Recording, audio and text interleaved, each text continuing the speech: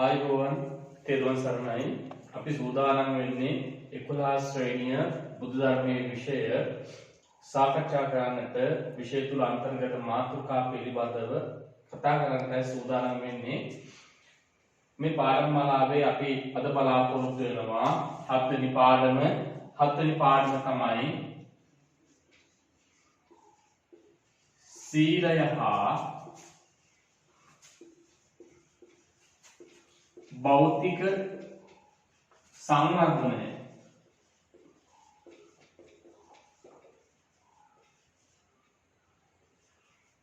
සීලය හා භෞතික සංවර්ධනය කියන මාතෘකාව සාකච්ඡා කරන්නයි මේ අවස්ථාව තුළ බලාපොරොත්තු වෙන්නේ සූදානම් වෙන්නේ.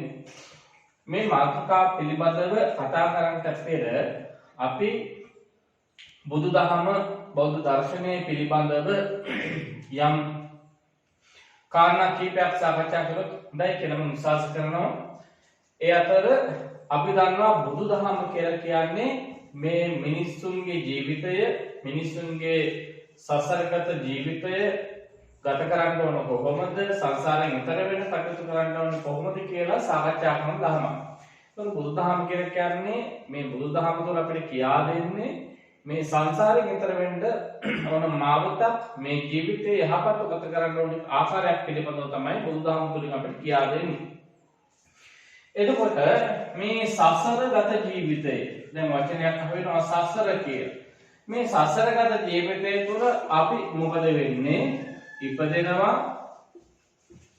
ඊට පස්සේ ආය ජීවිතය ගත කරනවා, ආය මැරෙනවා, ආය ඉපදෙනවා, ආය මැරෙනවා. මේ විදිහට අපේ ජීවිතේ ඉපදෙනවා, මැරෙනවා, ඉපදීම, මරණය කියන මෙන්න මේ සසරගත ජීවිතේ මේ වගේ තත්ත්වයකටපත් වෙනවා. මේ ඉපදීම, මරණයටපත් වීම කියන කාරණා ඇතුලේ මේ කාරණා දෙක ඇතුලේ තව තවත් දුක්ඛ දොම්නස් වලට අපිටපත් වෙන්න සිද්ධ වෙනවා. ඒ අතර අපි කියන ඉපදීම දුකක්, මිය යාම දුකක්, ඒ විතරක් නෙවෙයි, දැන් ව්‍යාධි දුක්ඛ, ලෙඩ වෙනවා අපි. ව්‍යාධි දුක්ඛ, ලෙඩවීම වලට භාජනය වෙනවා. අප්‍රියේ සම්පයෝගෝ දුක්ඛෝ, අප්‍රියයන් හා එක් වෙන්න සිද්ධ වෙනවා. ප්‍රියේ විපයෝගෝ දුක්ඛෝ, ප්‍රියයන්ගෙන් වෙන් වෙන්න සිද්ධ වෙනවා. එතකොට මේ සිද්ධ වෙන්නේ මේ සංසාරගත ජීවිතේ අපි ඇවිදිනකොට තමයි මේ ජාති දුක්ඛ, ජරාපි දුක්ඛ, ව්‍යාධි දුක්ඛ, මරණම්පි දුක්ඛ, අප්‍රියේ සම්පයෝගෝ දුක්ඛෝ, ප්‍රියේ විපයෝගෝ දුක්ඛෝ, යම් පිච්ඡාන නබති සම්පි දුක්ඛ. එතකොට මේ ඉපදීම, ලෙඩවීම, වයසට යාම, මරණයටපත් වීම, අප්‍රියයන් එක්වීම, ප්‍රියයන්ගෙන් වෙන්වීම, කැමති දේ නොලැබීම ආදී දුක්ඛ දෝමනස්යන් අපිටපත් වෙන්න සිද්ධ වෙන්නේ මේ සසරගත ජීවිතේ ගමන් කරන නිසා. සසරගත ජීවිතේ ගමන් කරන නිසා තමයි මේ වගේ තත්ත්වයකට අපිටපත් වෙන්න සිද්ධ වෙන්නේ. එතකොට මේ සසරගත ජීවිතේ, මේ ඉපදී මෙරි ගමන් කරන ජීවිතය, මේ සසරගත ජීවිතය නවත්තන්න තියෙන මාවත මොකක්ද? නවත්තන්න තියෙන මාවත තුල තියෙන ප්‍රධානම කාරණාවක් තමයි දරුවනේ මොකක්ද? සීලය කියලා කියන්නේ. සංසාරයෙන් එතර වෙන්න ඕනි නම් ඒ සංසාරයෙන් එතර වෙන්න අපිට තියෙන මූලිකම සාධකයක් තමයි, මූලිකම කාරණාවක් තමයි සීලය. සිල්වත් වීම, සංවර වීම කියන කාරණාව. එතකොට මේ සීලය කියන වචනය අපිට එකතු වෙනකොට, සීලය කියන්නේ සරලාර්ථය ගත්තොත් අපි කතා කරනවා සීලය කියලා කියන්නේ සංවර වෙනවා කියන එක. සංවරශීලී භාවය තමයි සීලය, සංවරශීලී භාවය. එතකොට සංවරශීලී වෙන්නේ කොහෙන්ද? සංවර වෙනවා අපේ කය, ඊට පස්සේ වචනය. සීලය කියලා කියන්නේ කය වචනය සංවර කර ගැනීම.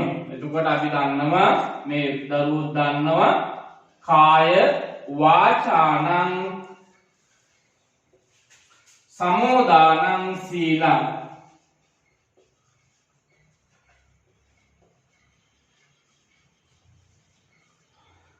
කය වචනය සංවර කර ගැනීම තමයි අපි සීලය කියලා කියන්නේ. එතකොට කාය වචනය ආරක්ෂා කරගන්නවද කාය වචනය සංවර කරගන්නවද ඒකට තමයි භාවිත කරන්නේ මේ සීලය කියන වචනය. එතකොට දරුවනේ දැන් මේ සීලය කියන වචනේ අපිට හම්බුණා අර්ථ දෙකක්. සීලය කියලා කියන්නේ කාය වචනය සංවර කර ගැනීම. එතකොට කයින් වෙන වැරදි මොනවද? ඊට පස්සේ වචනයෙන් වෙන වැරදි මොනවද? එහෙම නැත්නම් අපි මේකට කියනවා අපි කය සංවර කරගන්නේ කොහොමද? එහෙම නැත්නම් වචනේ සංවර කරගන්නේ කොහොමද? අපි කයින් කරන වැරදි මොනවද? වැරදි තුනක් තියෙනවා. පළවෙනි එක තමයි මොකක්ද? ප්‍රාණඝාතය. දෙවෙනි එක තමයි මොකක්ද? අදත්තාදානය. තුන්වෙනි එක මොකක්ද? කාම මිත්‍යාචාරය.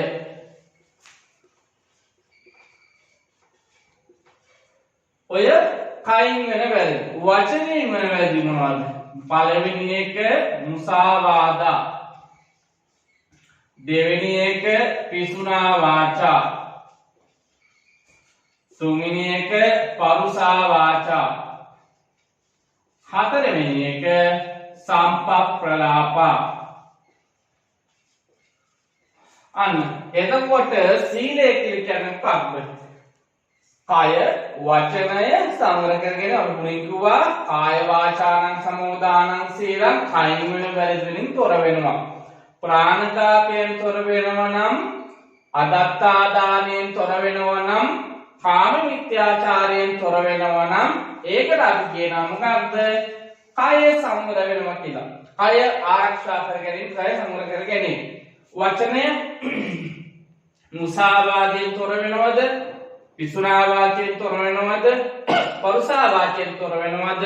සම්ප්‍රප්පලාපයෙන් තොර වෙනවද? ඒකට අපි කියනවා වචනයෙන් සංවර වෙනවා කියලා.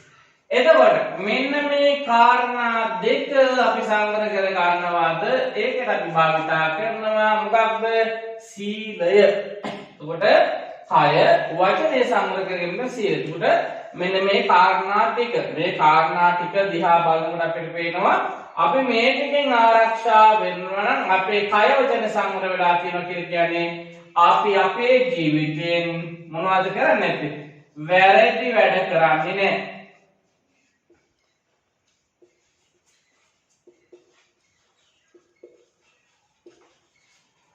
එතකොට අපි වැරදි වැඩ කරන්නේ කය සහ වචනේ ආරක්ෂා කරගන්නවත් අපි වැරදි වැඩ කරන්නේ නැහැ. එතකොට මේ සීලය කියන කාරණාව තුළ අන්තර්ගත කාරණා ටික. එතකොට දරුවනේ දැන් මේ සීලය කියන වචනය පිළිබඳව බුදුදහම තුළ විවිධ අවස්ථාවන් වලදී සඳහන් වෙලා තියෙනවා. ඒ අතර අපි දන්නවා මේ සීලය කියන වචනය බුදුරජාණන් වහන්සේ දේශනා කරනවා මෙන්න මේ වචනය මොකක්ද? සීල ගන්ධෝ අනුත්තරෝ.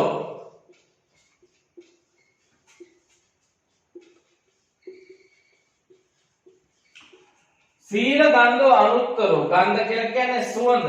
ගන්ධ කියලා කියන්නේ සුවඳ. එතකොට උතුම්ම සුවඳ, ඉහළම සුවඳ තමයි මොකක්ද? සිල් සුවඳ. ඉහළම සුවඳ මොකක්ද? සිල් සුවඳ. සීල ගන්ධෝ අනුත්තරෝ. බුදුහාමුදුරුවෝ දේශනා කරනවා විවිධ මල් වල තියෙන සුවඳ, දසමන් පිච්ච ආදී මල් වල තියෙන මේ සුවඳ උඩු හුලකට ගහගෙන යනවා. හැබැයි සිල්වත් කෙනාගේ තියෙන සුවඳ, සිල්වත් කෙනා තුළ තියෙන සුවඳ උඩු හුලකටවත් ගහගෙන යන්නේ නැහැ කියලා. එතකොට මේ සීල් සුවඳ කියන එක ඉතා වැදගත්. එතකොට අනුත්තර කියන්නේ උතුම්, එහෙනම් නිරුත්තර වගේ අදහසක්. එතකොට උතුම්ම සුවඳ තමයි මොකක්ද? සීල් සුවඳ කියලා කියන්නේ. තවත් වචනයක් තියෙනවා. අපි දන්න වචනය මොකක්ද? මෙන්න මේක විනයෝ නාම සාසනස්ස ආයු. මොකක්ද එතන? විනය. විනය කියන්නේ මොකක්ද? සීලය. විනය කියන්නේ සීලය. හික්මීම, ශික්ෂණය. එතකොට ශාසනීය ආශය තමයි මොකක්ද? හික්මීම, සීලේ සංවර සීලේ භාවයට පත් වීම. ඊට පස්සේ තව එකක් වෙන බලන්නකෝ. සීලා ලංකාරෝ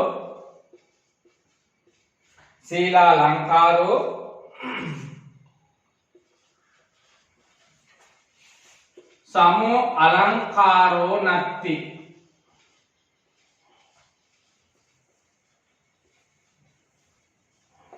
සීල අලංකාරෝ සම අලංකාරෝ නැත්ති සම අලංකාරෝ නැත්ති සීලේ අලංකාරයේ තරම් සම කරන්න පුළුවන් අලංකාරයක් නැහැ සීල අලංකාරයේ තරම් සම කරන්න පුළුවන් අලංකාරයක් නැහැ එතකොට සීලය කියන්නේ කොයි තරම් වැදගත්ද උතන අපි කිව්වා සීලය කියන එක විවිධ කාරණා කීපයක කතා කරා මෙතන කතා කළා සෝද කියන කාරණාව මෙතන කතා කරා හික්මීම කියන හික්මීම පිළිබඳව කතා කරා මෙතන කතා කරනවා අලංකාර පිළිබඳව ඊට පස්සේ තව කාරණාවක් තියෙනවා ඒ කාරණාව තමයි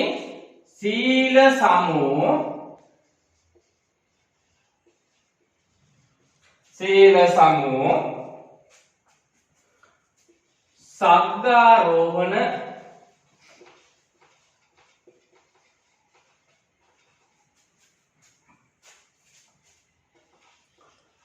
සෝපානං නත්ති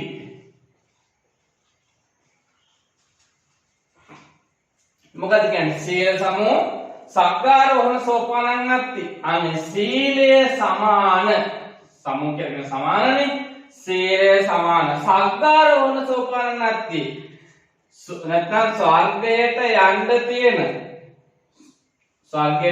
තියෙන ඉනිමගදී සෝපාන කියලා කියන්නේ සග්ගාරෝහණ ස්වර්ගය. උද ස්වර්ගයට යන්න තියෙන සීලේ තරම් උතුම් තියෙන පාඩිපෙලක් නැහැ. සීලේ තරම් වටින පාඩිපෙලක් නැහැ මේ සීලේ තරම්. සීලේ තරම් වටින පාඩිපෙලක් නැහැ ස්වර්ගයට යන්න. එතකොට ස්වර්ගයට යන්න තියෙන පාඩිපෙලක් තමයි මොකක්ද මේ සීලය කියලා කියන්නේ. එතකොට අපි කාරණා හතරක් කතා කරා මේ කාරණා හතර ඔබේ පොතට අරගන්න අවශ්‍ය වෙනවා. ඒ පොතට අරගෙන ඉඳලා මේක තමන්ගේ තොරතුරු වලට එකතු කරගන්න විචාර ප්‍රශ්නයක් ලියනකොට මෙන්න මේ කාරණා ඉතා වැදගත් නිසා මෙන්න මේ කාරණා ටික තමන්ගේ පොතට අරගන්න අවශ්‍ය වෙනවා. ඊළඟට දැන් අපි කතා කරා මේ සීලය පිළිබඳව කොහොමද බුදුදහම තුළ විවිධ ස්ථානයන් දක්වලා තියෙන්නේ. මේ පොණක් නෙමෙයි මීට එහා ගිය කාරණාවක් අපිට දකින්න හැකියාවක් ලැබෙනවා. එතකොට මෙතනදී අපි දන්නවා බුදුරජාණන් වහන්සේ මේ විදිහට මේ ආකාරයට විවිධ කාරණා දක්වලා තියෙනවා.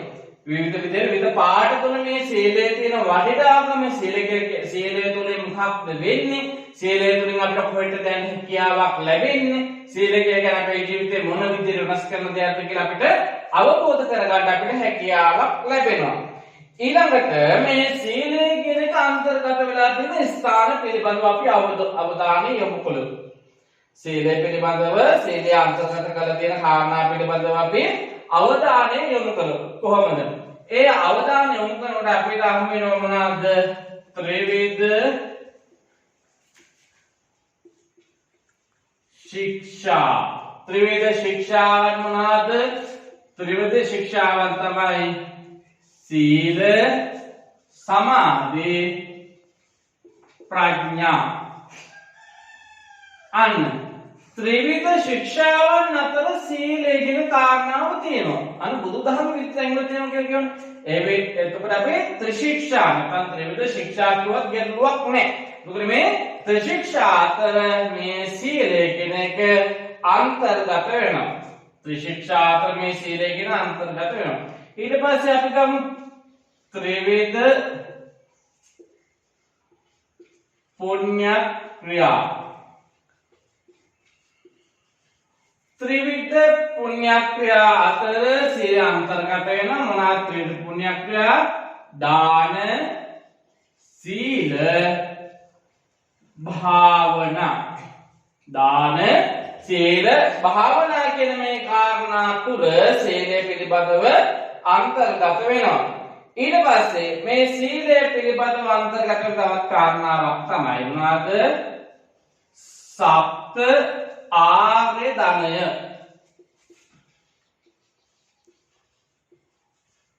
සප්තාර්ය ධනය තුලත් මේ සීලය පිළිබඳව අන්තර්ගත වෙනවා. අපි දන්නවනේ සද්ධා ධනං, සීල ධනං. බලමුකෝ සප්තාර්ය ධනය සද්ධා ධනං, සීල ධනං, හිරියොත්තා පියංගනං සුත දනංච ඡාගෝච පඤ්ඤාමේ සත්තමන්දන. අන්න එතකොට සීලය දක්වලා තියෙන මොකක් විදිහටද? ධනයක් විදිහට. මෙතන පුණ්‍ය ක්‍රියාවක් විදිහට. මෙතන ශික්ෂාවක් විදිහට. එතකොට මේ විදිහට දක්වලා තියෙනවා. තව එකක් අපි ගත්තොත් එහෙම දස කුසල් වල දස කුසල් ගන්නකොට කතා කරන්නේ මොනවද? දැන් කතා කරන්නේම කාය සහ වචනය සංවර කර ගැනීම. ඒක කතා කරන්නේ මොකද්ද? මේ කතා කරන්නේ මොකක් පිළිබඳවද? සීලය පිළිබඳව කතා කරනවා. දස කුසල් වල කාය සහ වචනය ආරක්ෂා කරගන්න සංවර කරගන්න කියලා කියනවා. ඒ සංවර කරගන්න කියන කාරණාව තුලදී මෙතන කතා කරන්නේ කාය වචනය සංවර කරගන්න කියලා කතා කරන්නේ මේ සීලය පිළිබඳව. හරි. එතකොට මේ කාරණා පිළිබඳව අපි අවධානය යොමු කරන්න ඕන. ඊපස්සේ අපි කාරණා කිහිපයක් සාකච්ඡා කරන්න ඕන. දැන් අපි කතා කරා ත්‍රිවිධ ශික්ෂාවන් අතර, දස පුණ්‍ය ක්‍රියා අතර, ඊට පස්සේ ත්‍රිවිධ පුණ්‍ය ක්‍රියා අතර මේ ආදී විදිහට මේ සීලය පිළිබඳව අන්තර්ගත වෙනවා කියලා. ඊළඟට මෙන්න මේ කාරණා තුනක් සීලය පිළිබඳව අන්තර්ගත වෙනවා. ඒ තමයි දස අනුස්සති. ඒ දස අනුස්සති අතර තියෙනවා මොනවාද? බුද්ධානුස්සති, ධම්මානුස්සති, ඊට පස්සේ සීලානුස්සති, දේවතානුස්සති. මේ ආදී විදිහට කියනකොට මේ සීලානුස්සතිය අනුස්සතියක් විදිහට දක්වලා තියෙනවා. මොකක්ද? මේ සීලය කියන එක අනුස්සතියක් විදිහට දක්වලා තියෙනවා. එතකොට තව අන්තර්ගත වෙන මොනවාද? දස රාජ ධර්මවල. දස රාජ ධර්ම වලත් මේ සීලය කියන එක අන්තර්ගත වෙනවා. මොනවාද? දානය, සීලය, පරිත්‍යාගය, දානං සීලං පරිත්‍යාගං, අජ්ජවං මජ්ජවං තපං, අක්ඛෝදං අවිහිංසංච, කන්තිංච විරෝධතා. අන්න දස රාජ ධර්ම වල තියෙන මොකක්ද? මේ සීලය කියන කාරණාව තියෙනවා. ඊළඟට තව කාරණාවක් ගත්තොත් මොකක්ද? දස පාරමිතා. දස පාරමිතා මොනවාද? දානං සීලංච නෙක්ඛම්ම. අන්න එතනත් අන්තර්ගත වෙනවා. මොකක් කියලාද? පාරමිතාවක් විදිහට දක්වන මොකක්ද? මේ සීලය කියන එක. සීලය කියන එක පාරමිතාවක් විදිහට දක්වනවා. ඊළඟට බුදුන් වහන්සේගේ ගුණයක් තියෙනවා. අපි දන්නා විජ්ජාචරණ සම්පන්න කියන. අනිතර තියෙනවා විජ්ජාචරණ සම්පන්න කියන ගුණය තුළ තියෙන 15 චරණ ධර්මයන් තියෙනවා. අන්න මේ 15 චරණ ධර්මයන් අතර තියෙන මොනවාද? සීලය, ඉන්ද්‍රිය සංවරය, ආහාරයේ පමණ දැන ගැනීම. මේ ආදී විදිහට එතන මේ 15 චරණ ගුණයන් අතරත් මොකක්ද? එක කාරණාවක් තමයි සීලය කියලා කියන්නේ. එතකොට මේ විදිහට අපි කතා කරපු ත්‍රිවිධ ශික්ෂා, ත්‍රිවිධ පුණ්‍ය ක්‍රියා, දස කුසල්, දස අකුසල්, දස අනුස්සති, දස රාජ ධර්ම, දස පාරමිතා, 15 චරණ ධර්ම, මේ ආදී ස්ථානයන්හි මේ සීලය පිළිබඳ විවිධාකාර විදිහට දක්වලා තියෙනවා. ඊට පස්සේ සප්තාරි ධනය අතර තියෙනවා කියලා කිව්වොත් මේ ආදී විදිහේ විවිධ ස්ථා ධර්මයේ විවිධ තැන්වලදී මේ සීලය පිළිබඳව විවිධ තැන්වලදී සාකච්ඡා කරලා තියෙනවා, කතා කරලා තියෙනවා. ඒ පිළිබඳව අන්තර්ගත කරලා තියෙනවා. ඔය සීලය අන්තර්ගත කරලා තියෙන ස්ථානයන් පිළිබඳව තමයි අපි සාකච්ඡා කරන්න යෙදුනේ. එතකොට පුතේ දැන් මේ සීලය කියන කාරණාව කතා කරනකොට සීලය ඊළඟට අපි කතා කරන්න ඕන මොකක්ද? සීලයේ ප්‍රභේද.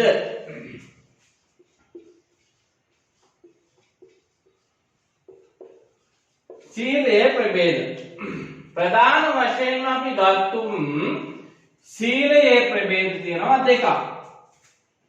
එකක් තමයි චාරිත්‍ර සීලය, දෙවෙනි එක තමයි වාරිත්‍ර සීලය.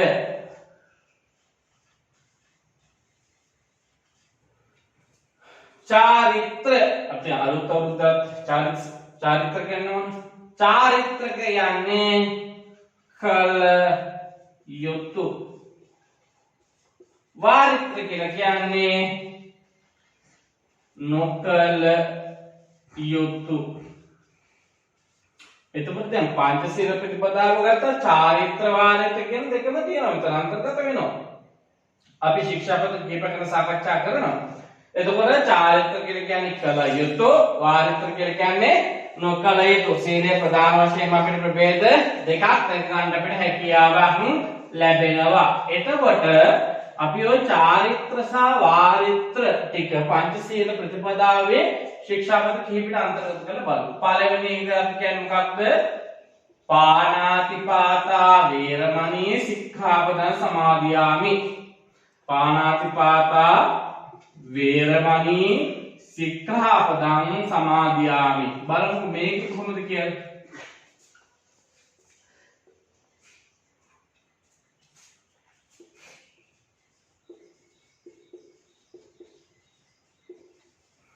පාණාතිපාතා වේරමණී සික්ඛාපදං සමාදියාමි. පාන ඇති සතුන් මැරීමෙන් වැළකීම. වේරමණී කියලා කියන්නේ වැළකීම, මරන්න එපා.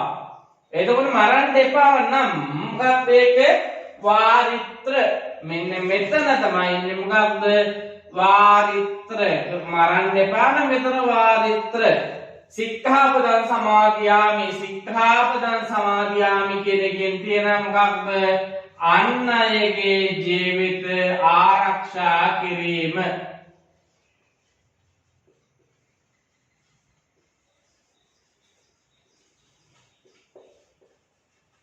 ආරක්ෂා කිරීම. එතකොට මෙතනදී චාරිත්‍ර සීලය සහ වාරිත්‍ර සීලය කියන මේ දෙකම කතා කරනවා. එක පැත්තකින් කරන්න එපා නම් ඒක වාරිත්‍ර, නොකල යුතු කරන්න එපා. සතුන් මැරීමෙන් වළකින්න ඕන. සතුන් මරන්නතුන් ඉන්න ඕන. සික්ඛාපදං සමාදියාමි. ශික්ෂාපදේ සමාදියාමි කියන එක තුල අන්තර්ගත වෙන සමාදන් වෙනවා කියන්නේ අන්නගේ ජීවිත ආරක්ෂා කරනවා කියන එක. එතකොට ඒ වගේ තමයි අදින්නාදාන වේරමණී සික්ඛාපදං සමාදියාමි. හොරකම් කරන්නේ නැහැ. කරන්න එපා. හොරකම් කරන්න එපා. අන්න අයගේ සම්පත් ආරක්ෂා කරන්න. කාමයේ වර්ධවා හැසිරෙන්න එපා. ශිෂ්ට සම්මත ඉරව පවත්වා ගන්න. බොරු කියන්න එපා. ඇත්ත කියන්න. මේ ආදී වශයෙන් මේ චාරිත්‍ර සීලය සහ වාරිත්‍ර සීල අපිට ප්‍රභේදගත කරන්න හැකියාවක් තියෙනවා. එතකොට මේ ශික්ෂා පදයන් අපි සංඛ්‍යාත්මකව ප්‍රභේදගත කරත් එහෙම කොහොමද? සංඛ්‍යාත්මකව ප්‍රභේද වශයෙන් දැක්වුවොත් සංඛ්‍යාත්මක ප්‍රභේද වශයෙන් අපි දැක්වුවොත් කොහොමද එන්නේ? සංඛ්‍යාත්මකව අපි දක්වනවා කොහොමද? පන්සිල්. එක පන්සිල්, දෙවෙනි එක අටසිල්, තුන්වෙනි එක දසසිල්, හතරවෙනි එක ආජීවාෂ්ටමක සීලය,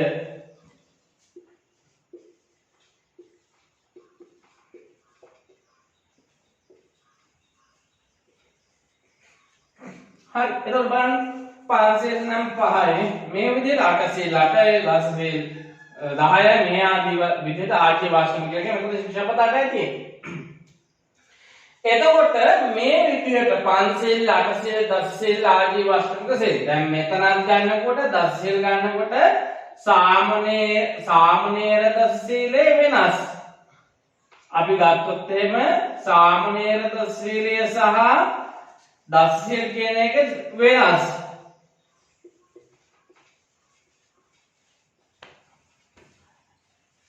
පාස්කවන් සමාදන් වෙන දසසිල් වලට වැඩිය සාමනීර දසසිලේ ශික්ෂාපදයන් පුංචි වෙනස්කම් අපිට දැක් ගන්න හැකියාවක් තියෙනවා. ඒක පිටුපස සාකච්ඡා කරන්න අවශ්‍ය නැහැ කියලා මම විශ්වාස කරන්නේ. කොහොමද? පංචශීල, අටශීල, දසශීල, ආජීව, අෂ්ටමක සීල ආදී වශයෙන් සංඛ්‍යාත්මකව සංඛ්‍යාත්මක ප්‍රභේද වශයෙන් අපිට මේ සීලය, ශික්ෂා, සීලය කියන එක අපිට කාරණා විදිහට බෙදලා දක්වන්න හැකියාවක් ලැබෙනවා. ඒ විතරක් නෙවෙයි මේ ප්‍රභේද පිළිබඳව අපි සාකච්ඡා කරනකොට අපිට බෙදලා දක්වන්න පුළුවන් මෙන්න මෙහෙම කතාව කොටස් දෙකකට. එකක් තමයි ගිහි සීලය, දෙවෙනි එක තමයි ප්‍රවෘජ්ජා ශීලය.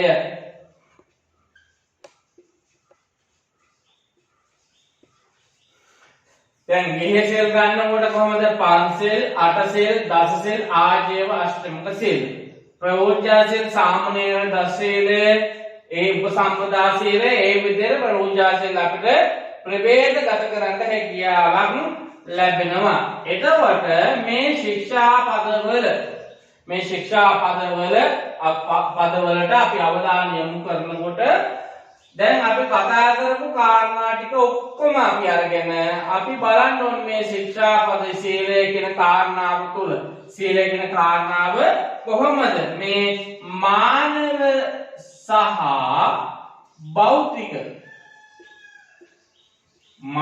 සහ භෞතික සංවර්ධනය ඇති කරන්නේ කියන්නේ. දැන් අපි මාතෘකාව එහෙමනේ මෙතන භෞතිකනේ කියන්නේ. ඒතර මෙන්න මේ කාරණාව අපි සාකච්ඡා කරන්න සූදානම් වෙන්නේ. කොහොමද මානව සංවර්ධනය භෞතික සංවර්ධනය සිදු කරන්නේ කියලා අපි බලමු. මානව සංවර්ධනය සිදු කරන්නේ මිනිසෙක් සාමාන්‍ය ජීවිතයේ තුල ඒ මනුෂ්‍ය තමන්ගේ ජීවිතය තුල පංචශීලය ආරක්ෂා කරනවද? අපි හිතමුකෝ තා මිනිසෙක් අන් අයගේ ජීවිත ආරක්ෂා කරනවද?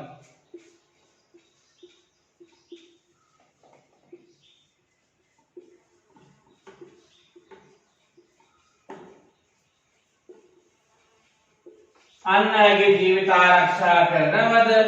ඊට පස්සේ අන් අයගේ සම්පත් ආරක්ෂා කරනවද? මේ ආදී වශයෙන් පංචශීල ප්‍රතිපදාව ආරක්ෂා කරනවා නම් ඒ මනුස්සයා නැත්නම් ඒ මනුස්සයා කය වචනය ආරක්ෂා කරගන්නවද? ඒ මනුස්සයා සිල්වත් පුද්ගලෙක් කියලා කියනවා. සීලවත් වීම තුළ මේ ආත්මේ විතරක් නෙවෙයි සසරගත ජීවිතයේ මේ මනුස්සයාට සාර්ථක කරගන්න බෙහෙවින් නිවහල් සාධිකක් විතර අපිට දක්වන්න හැකියාවක් ලැබෙනවා. මානව සංවර්ධනය පිළිබඳව සාකච්ඡා කරනකොට අපිට බයක් නැතුව ජීවත් වෙන්න හැකියාවක් ලැබෙන්නේ මානව සංවර්ධනය වෙලා තිබුත් විතරයි. මනුස්සයෙක්ගේ මානව සංවර්ධනය වෙලා තිබුත් විතරයි ඒ මනුස්සයාට අනිත් අය පිළිබඳව බයක් නැතුව ජීවත් වෙන්න හැකියාවක් ලැබෙන්නේ. ඒ මිනිසුන්ගේ ජීවිත අනිත් අයගේ ජීවිත පිළිබඳව හැඟීමේ යුක්තව කටයුතු කරන පුද්ගලයෙක් බවට පරිවර්තන වෙලා තිබොත් විතරමයි. එතකොට මේ මානව සංවර්ධනය ඒ ආකාරයෙන් සිද්ධ වෙනකොට මානව සංවර්ධනය ඒ ආකාරයෙන් සිද්ධ වෙන්නේ. එහෙම නැත්නම් කොහොමද සිද්ධ වෙන්නේ? මානව සංවර්ධනය සිද්ධ වෙන්නේ මිනිස්සු පංචශීල ප්‍රතිපදාව ආරක්ෂා කරන තමනුසෙන් මරන්න යන්නේ නැහැ. අනිත් අයගේ සම්පත් හොරකම් කරන්න යන්නේ නැහැ. කාමීත්‍යාචාරය හැසිරෙන්න යන්නේ නැහැ. බොරු කියන්නේ නැහැ. නාමයෙන් භාවිතා කරන්න යන්නේ නැහැ. මේ විදියට බලන්න දැන් අපි පළවෙනි ශික්ෂාපදේ ගත්තාම පරායති සත්තු මරන්නේ නැහැ. අන්‍යයන්ගේ ජීවිත ආරක්ෂා කරනවා. දෙවෙනි එක හොරකම් කරන්නේ අනිත්‍යක සම්පත ආරක්ෂා කරනවා. කාමීත්‍යාචාරය හැසිරෙන්නේ නැහැ. ඊට පස්සේ බොරු කියන්නේ නැහැ. අත ප්‍රකාශ කරනවා. පස්වෙනි ශික්ෂාපදේ රහමෙන් භාවිතා කරන්නේ තමන්ගේ ජීවිතේ විනාශ කරන දේවල් වලට නතු වෙන්නේ නැහැ. අන්න එතකොට මානව සම්පත ආරක්ෂා වෙලා ඉවරයි. මානව සම්පත ආරක්ෂා වෙන්නේ කොහොමද? අනිත් අයගේ සම්පත් විනාශ කරන්නේ, හොරකම් කරන්නේ, අනිත් අයගේ ජීවිත විනාශ කරන්නේ, කාමීත්‍යාචාරය හැසිරෙන්නේ, බොරු කියන්නේ නැහැ, රහමෙන් භාවිතා කරන්නේ. එතකොට මෙහෙම සිද්ධ වෙනකොට මොකද වෙන්නේ? මේ මානව සම්පත් ටික ආරක්ෂා වෙනවා. එතකොට මානව සම්පත් ආරක්ෂා වෙනකොට කොහොමද මේ භෞතික සංවර්ධනය සිද්ධ වෙන්නේ? භෞතික සංවර්ධනය සිද්ධ වෙන්නේ මිනිස්සු අන් අයගේ ජීවිත පිළිබඳව අවධානය යොමු කරනවද? අනිත් අයගේ සම්පත් ආරක්ෂා කරනවද? භෞතික සම්පත් සංවර්ධනය සිද්ධ වෙලා ඉවරයි. ඊට පස්සේ අනිත්‍යගේ ජීවිත ආරක්ෂා කරන්න පෙර වෙනවද? බොරු කියන්නේ නැද්ද? අනිත්‍ය රාමන භාවිතා කරන්නේ නැද්ද? සම්පත් ආරක්ෂා කරන මූලික අවශ්‍යතා ටිකක් තියෙන සාමාන්‍ය මනුෂ්‍යත්වයේ මූලික අවශ්‍යතා. මූලික අවශ්‍යතා තමයි අපි කියන්නේ නිවාස, ආහාර, ඇඳුම් පැළඳුම්, බෙහෙත්නේ. එතකොට මේවා තමයි හඳුන්වන්නේ මොනවාද? මූලික අවශ්‍යතා. මෙන්න මේ වගේ මේ කාරණා හතරෙන් අපිට කතා කරන්න දේවල් නැහැ. එතකොට නිවාස මේ නිවාස සීලය හා සම්බන්ධ වෙන්නේ කොහොමද? භෞතික දේවල් සම්බන්ධයෙන් නිවාස කොහොමද සම්බන්ධ? මිනිස්සු බයෙන් තොරව ජීවත් වෙනවා. ආහාර පාන මිනිස්සුන්ට ලැබෙනවා. ඇඳුම් පැළඳුම් ලැබෙනවා. බෙහෙත් මේ ආදී විදිහට බලනකොට භෞතික සංවර්ධනයක් පිළිබඳව අපේක්ෂා කරගන්න පුළුවන් කමක් ලැබෙනවා මිනිස්සුන්ට තමන්ගේ ජීවිතය තුළ. එතකොට මේ විදිහට අපි සාකච්ඡා කරපු කාරණා ටික වගේම තමයි දැන් අපි කතා කරන්නේ භෞතික සංවර්ධනය තුළදී අපි දන්නවා මේ පංචශීල ප්‍රතිපදාව ආරක්ෂා කර මිනිස්සෙක් තමන්ගේ ආයතනය තුළ තමන්ගේ පරිසරය තුළ ඉන්නවනම් අපිට හැකියාවක් ලැබෙන්නේ නැහැ. අපිට නිවැරදිව අපිට බයෙන් තොරව ජීවිත පවත්වා ගන්න හැකියාවක් ලැබෙන්නේ. ඒක හේතුව තමයි මේ මිනිස්සයා උදාහරණයක් විදිහට මෙහෙම හිතන්නකෝ. ඒ මනුස්සයා මාත්‍රා භාවිතා කරන ඒ මනුස්සයාගේ සිහියෙන් යුක්තව කටයුතු කරන්නේ පුද්ගලයා. සිහිය විකල් වෙන්නේ කරන්නේ මොනවද කියන්නේ මොනවද කියලා දන්නේ නැහැ. එතකොට ආයතනෙ පිළියෙන පරිහානියටපත් වෙනවා. මනාව කලමනාකරණය කරන යන්නේ හැකියාවක් ලැබෙන්නේ නැහැ ආයතනෙ. මනාව කලමනා කරන්න බෑ හැකියාවක් ලැබෙන්නේ නැහැ. හේතුව ඒ මනුස්සයා සිහියෙන් තොරව ඉන්න නිසා. ඒ නිසා මේ සීලය වැදගත් වෙන්නේ භෞතික වගේම මානව සංවර්ධන නිසා බෙහෙවින් බලපාන සාධකයක් තමයි මේ සීලය කියලා කියන්නේ. එතකොට මේ සීල ප්‍රතිපදාව අනුගමනය කරනවද සීල ආරක්ෂා කරනවා නම් භෞතික සංවර්ධනය සිද්ධ වෙනවා. සීල ආරක්ෂා කරනවා නම් මානව සංවර්ධනය සිද්ධ වෙනවා. එතකොට අපි ගත්තොත් මානව සංවර්ධනය සිද්ධ වෙන පිළිවෙල කතා කරලා රාගය භාවිතා කරන්න නැතුව ඉන්නවනම් තමන්ගේ ජීවිත ආරක්ෂා වෙනවා. බොරු කියන්නේ නැත්නම් හොරකම් කරන්නේ නැත්නම් කාමීත්‍යාචාරය හැසිරෙන්නේ තමන්ගේ ජීවිතය ආරක්ෂා වෙනවා. කාමීත්‍යාචාරය හැසිරෙනවා කියන්නේ තමන්ගේ ජීවිතයට ලෙඩ රෝග එකතු වෙන නිසා තමන්ගේ පෞල් ජීවිතය විනාශ වෙනවා කියන්නේ. ඒ නිසා මෙතනදී සීල ආරක්ෂා කරනකොට අපේ ආරක්ෂා කරන කාරණා කීපයක් තියෙනවා. සිල්වත් වෙනවාද? ඒ සිල්වත් වීම තුනේ කාරණා දෙකක් සිද්ධ වෙනවා. ඒ සිද්ධ වෙන්නේ කොහොමද? මානව සංවර්ධනය සිද්ධ වෙනවා. ඊට පස්සේ භෞතික සංවර්ධනය සිද්ධ වෙනවා. එතකොට මනුෂ්‍යගේ ජීවිතය තුළ මානව සංවර්ධනය සහ භෞතික සංවර්ධනය සිද්ධ වෙනවා කියලා කියන්නේ ඒ මනුෂ්‍යගේ ජීවිතයේ සාර්ථකයි. ඒ නිසා මේ පාඩම තුළදී තවදුරටත් තමන්ගේ පෙළපත අධ්‍යයනය කරන්න, ඒ අධ්‍යයනය කළ මේ කාරණා ටිකක් තමන්ගේ ජීවිතයට එකතු කරගෙන තමන්ගේ මොළයට එකතු කරගෙන හොඳ උත්තරයක් හොඳ පිළිතුරක් ලියන්න හැමදෙනාම සූදානම් වෙන්න. ප්‍රශ්න කිහිපයක් ඔබට ලබා දෙන්න සූදානම් වෙනවා. ඒ ප්‍රශ්න කිහිපය පිළිබඳව අවධානය යොමු කරන්න මම ප්‍රශ්න කිහිපය දානවා. ඔබ ඒ පිළිබඳව අධ්‍යයනය කරන්න.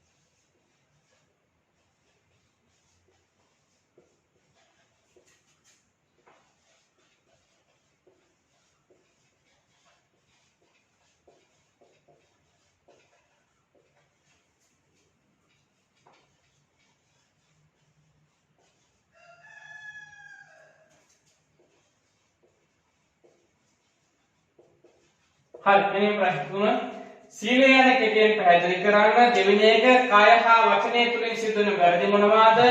තුන්වෙනි එක සීලය තුලින් මානව සංවර්ධනය සිදුවේ පහදන්න. මේ ප්‍රශ්න තුනට ඔබ පිළිතුරු ලියලා තවදුරටත් සාමාන්‍ය පෙළ විභාගය සඳහා තවදුරටත් අධ්‍යයනය කළ හොඳ විභාගයට වගේම උසස් ප්‍රතිඵලයක් ලබා ගන්න සූදානම් වෙන්න හැම දිනකටම පිළිවන් සරණයි.